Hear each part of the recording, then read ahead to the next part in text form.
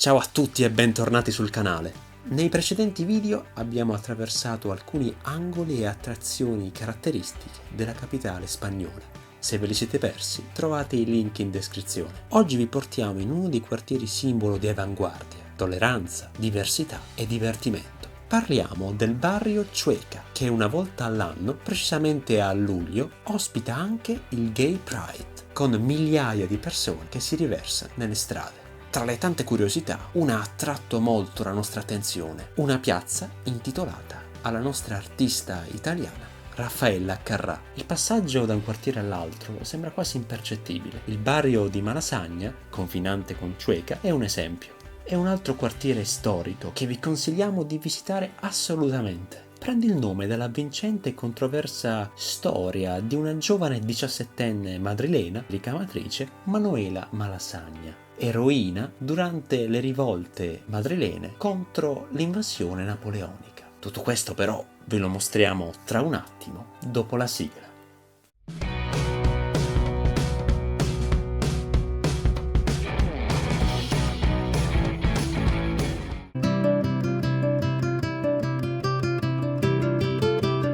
La caratteristica di Madrid è che i quartieri sono confinanti e neppure molto estesi. Si passa da uno all'altro senza neppure accorgersene, secondo un principio di continuità che sfugge all'osservazione.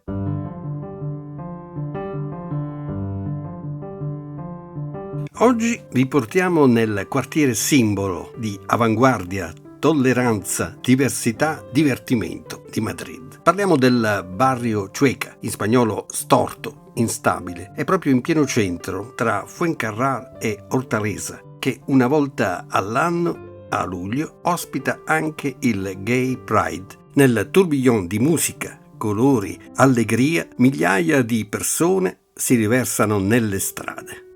Le parole d'ordine sono per tutti spensieratezza e anticonformismo.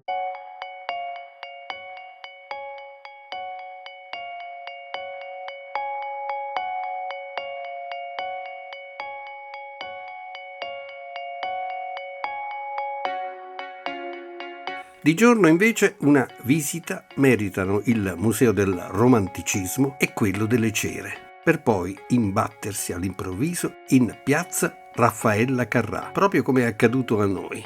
Sì, proprio lei, la bionda Raffa nazionale, la voce dei successi discografici Pedro, Far l'amore comincia tu, ma che musica maestro. Raffaella ha occupato e occupa ancora un posto nel cuore dei madrileni, tanto da intitolarle una piazza. Un legame il suo straordinario, indissolubile con la Spagna, paese che ha considerato sua seconda patria, accolta non come straniera, come ebbe a dichiarare, raggiungendo vasta popolarità con le conduzioni televisive Hola Raffaella per la TV spagnola. A suggellare questo rapporto d'amore l'onorificenza di Dame all'ordine e merito civile, conferitole nel 2018 dal re Felipe VI per il suo ruolo di icona di libertà.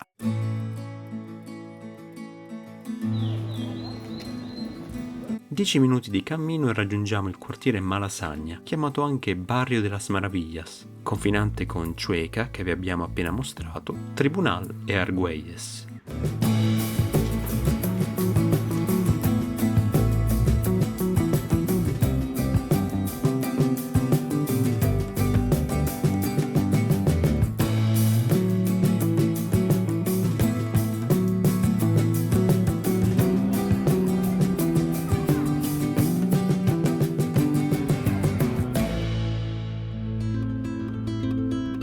Siamo nel quartiere dove abitava durante l'occupazione napoleonica della Spagna la giovane Manuela Malasagna. Ma perché intitolare un quartiere a una ricamatrice 17enne? Manuela è l'eroina dell'insurrezione madrilena del 2 maggio 1808 contro l'occupazione napoleonica della Spagna. Pagina di storia immortalata, ricorderete, nella famosa tela del pittore Francisco Goya. La versione leggendaria della morte di Manuela Malasagna narra che combatté contro i francesi alla postazione di artiglieria dei patrioti madrileni, prima di essere uccisa insieme a Clara del Rey. Esiste una seconda versione dell'accaduto, ovvero che Manuela, lasciato il laboratorio a fine giornata, nel rincasare venne aggredita da alcuni soldati francesi. Tentò di difendersi con le forbici da lavoro, ma fu abbattuta con un colpo di moschetto, cadendo esamine proprio qui, in Plaza de 2 de Mayo, dove l'arco monumentale la ricorda unitamente ai 409 compatrioti caduti combattendo o perché fucilati. Tutto questo è accaduto 118 anni fa. Manuela nell'immaginario collettivo è l'eroina simbolo dell'insurrezione e comunque siano andati i fatti, l'intitolazione dello storico quartiere del centro di Madrid, a ridosso di Plaza de España, col suo cognome Malasagna, è la conferma del rapporto affettivo che la lega da oltre un secolo nella memoria alla capitale spagnola.